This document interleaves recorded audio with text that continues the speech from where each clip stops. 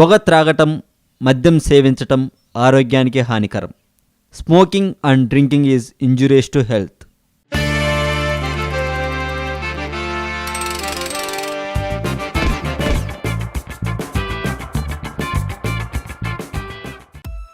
Anchor heroine Rashmi గురించి మీకు తెలిసిందే కదా. చలాకీగా గలగల మాట్లాడుతూ ప్రేక్షకులకు కావలసిన వినోదాన్ని అందిస్తుంది.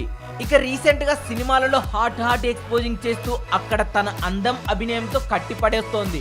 అయితే ఓ కమిడియన్ రష్మి బిహేవియర్ వరస్ట్ గా ఉందంటూ ఆమెపై కామెంట్ చేశాడు. అసలు విషయంలోకి వస్తే, అంతం సినిమా తర్వాత రష్మి తను వచ్చెనంట అనే జాంబీ మూవీలో నటిస్తోంది. తెలుగులో మొదటి జాంబీ సినిమా అంటూ రీసెంట్ గా ఈ చిత్ర టీజర్ ను రిలీజ్ చేశారు. జాంబీ మూవీస్ అంటే తెలుసు కదా, మనుషులు బ్రతికున్న శవాలతో సమానం. ఏదైనా వైరస్ కారణంగా అలా జాంబీలుగా మారిపోవడం మనం ఇంగ్లీష్ సినిమాలలో చూస్తుంటాం. ఇక్కడ కూడా అలా జాంబీగా నటిస్తోంది రష్మి. అయితే ఈ చిత్ర టీజర్ లో కమెడియన్ చంటి, నేనెన్నో ఇంగ్లీష్ సినిమాలు చూశాను కానీ నీలా ఇలా వరస్ట్ బిహేవియర్ జాంబీలను చూడలేదు, స్టూపిడ్ గర్ల్ అంటూ రష్మిపై కామెంట్ చేస్తాడు. ఇలా ఈ చిత్ర టీజర్ తో సినిమాపై ఆసక్తిని రేకెత్తించాడు చిత్ర దర్శకుడు.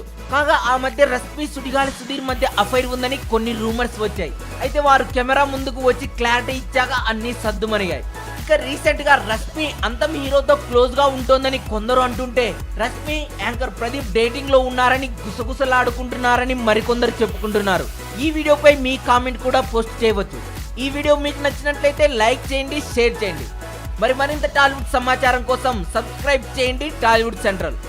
కానీ అదే కుక్క మనిషిని కరిచాక ఆ కుక్క నోట్లో నుండి నురగలు వచ్చి చచ్చిపోతే ఇది కామన్ కాదు, కంగారు. మీరు విన్నది నిజమే, కుక్క కరిచింది, అదే చచ్చింది.